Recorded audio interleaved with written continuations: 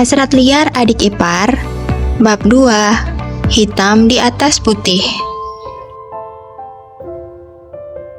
Selamat pagi, menantu mama yang cantik.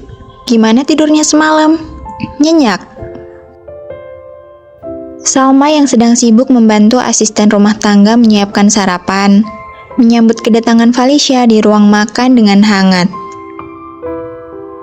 Mama ini gimana sih? Felicia sama Arka baru kemarin menikah. Mana mungkin malam pertama mereka tidur dengan nyenyak? Pastikan ya. Mama tahu sendirilah, kayak gak pernah muda aja. Timbal Willis yang duduk di salah satu kursi meja makan dengan koran terbuka lebar di hadapan. Salma cekikikan. Papa betul juga, Mama lupa. Ya, namanya juga orang tua, gimana nggak pelupa? Timbal Willis dengan kacamata sedikit melorot. Felicia hanya menanggapi dengan senyum simpul. Bagaimanapun, dia masih teringat betul akan kalimat yang diucapkan Arka kemarin, saat belum lama tiba di kediaman mewah yang kini menjadi tempatnya bernaung. Yang penting kan Mama gak pernah lupa kalau Papa itu suami Mama tercinta. Salma terkekeh seraya mendekati Felicia dan menariknya menuju meja makan. Karena pagi ini adalah hari pertama kamu di sini, gak apa-apa, kamu duduk aja dulu. Besok-besok kamu baru belajar jadi istri yang baik untuk Arka pas Mama sama Papa keluar kota. Kamu bisa tanya-tanya sama Beati tentang kebiasaan Arka, apa makanan kesukaannya, dan lain-lain. Usai Salma mengucap kalimat panjang, terlihat Arsya muncul di ruang makan dan mengambil posisi duduk di dekat Willis. Nah, kamu juga bisa tanya-tanya Arsya tentang kebiasaan-kebiasaan Arka.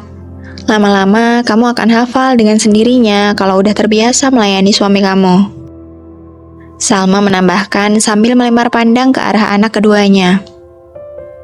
Kebiasaan-kebiasaanku gak ditanya, celetuk Arsya dengan asal. Kamu, kan ada Beati yang melayani kamu. Awas ya kalau kamu berani macam-macam sama kakak ipar kamu. Mama sentil nanti telinga kamu. Salma mengancam. Arsya terkekeh kecil. Tenang aja, Ma. Gak akan macem-macem, cukup satu macem aja kok. Willis mendecak sembari menggeleng.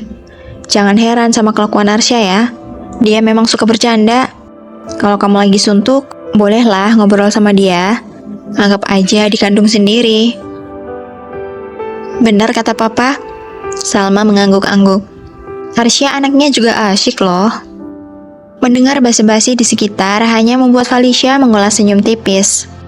Bagaimanapun, tinggal di kediaman keluarga Arka adalah tantangan terbesar baginya.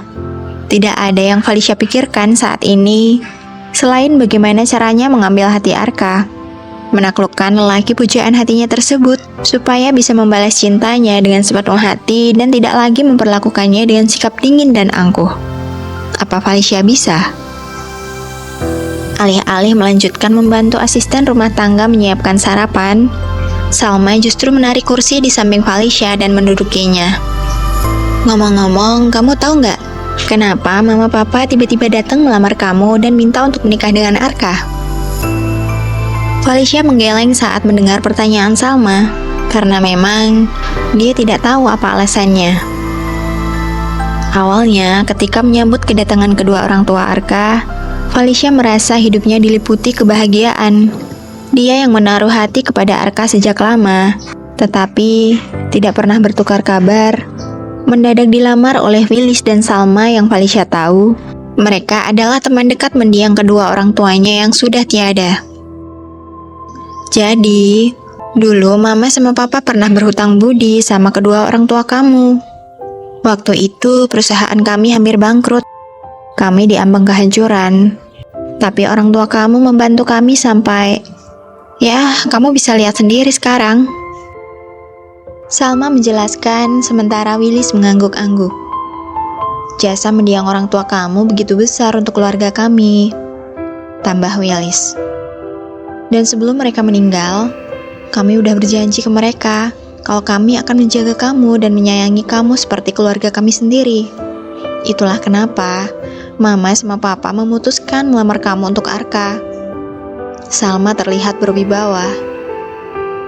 Felicia bahagia, tetapi hatinya tetap saja sudah terluka oleh pengakuan Arka yang begitu jujur.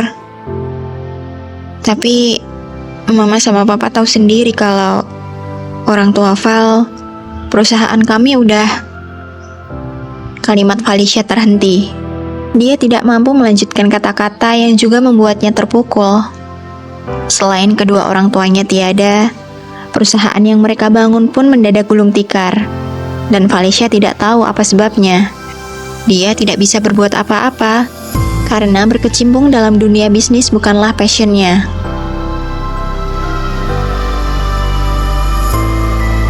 Suasana mendadak mellow dan Salma mengusap lembut lengan Felicia. Maaf ya, Mama gak bermaksud mengingatkan kamu akan hal itu. Sesal Salma, kemudian berdiri dan mendekati Felicia, membawa anak menantunya ke dalam dekapan. Felicia memang sedih karena harus kembali teringat akan mendiang kedua orang tuanya. Namun, dia adalah perempuan tegar yang bisa menghalau kesedihan. Dia justru tidak enak hati karena keluarga Willis masih mau menerima dirinya yang tidak lagi memiliki apa-apa selain tanah perkebunan sebagai warisan dari kedua orang tua.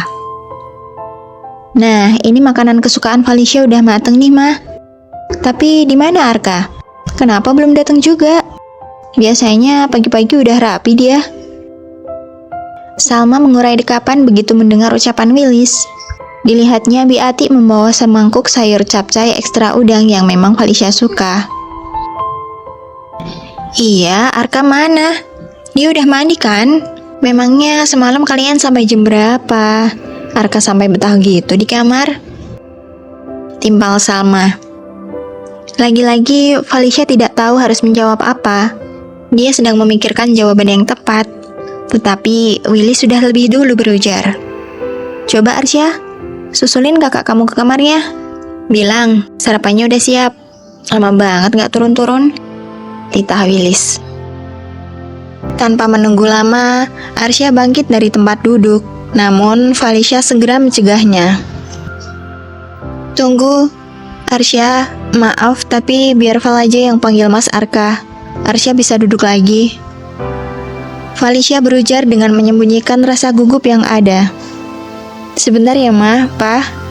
Pamitnya kemudian segera berlalu menuju kamar. Jemari Felicia baru hendak menyentuh handle pintu ketika mendengar suara Arka dari dalam. Perempuan itu pun membuka pintu kamar perlahan dan berjalan pelan mendekati sumber suara. Enggak sayang, kamu tenang aja ya. Pernikahanku sama Felicia itu cuma hitam di atas putih. Aku gak cinta sama dia dan aku bisa pastiin kalau di hati aku cuma ada kamu. Jangan pernah berpikir aku akan ninggalin kamu. Itu gak akan pernah terjadi. Jadi tolong kamu sabar dulu ya. Aku sayang sama kamu. Matahari belum tampak sepenuhnya, tetapi Felicia harus sudah mendengar kalimat penenang yang diucapkan sang suami untuk kekasihnya. Hati perempuan mana yang tidak sakit jika mengetahui laki-laki yang dicintai justru menaruh hati kepada perempuan lain. Felicia mulai terisak. Bulir bening hangat luruh begitu saja dari kedua sudut mata. Sayang, nanti aku telepon lagi ya. Mama udah manggil, aku harus keluar. Bye sayang. Usai mengakhiri panggilan, Arka yang mengetahui keberadaan Felicia pun mendekati sang istri. Sejak kapan kamu di situ? Kamu sengaja nguping? Awas ya kalau sampai kamu berani ngadu ke Mama sama Papa. Arka mengancam sembari menundingkan jari telunjuk ke wajah Felicia. Laki-laki itu hendak keluar, tetapi langkahnya terhenti saat Felicia membuka suara. Mas, tapi apa nggak bisa kita memulai selayaknya suami istri pada umumnya? Kita udah resmi menikah, Mas. Felicia memberanikan diri, tetapi Arka melanjutkan langkah tanpa memedulikannya. Apa aku salah udah menerima pinangan dari Mama Papa Mas Arka?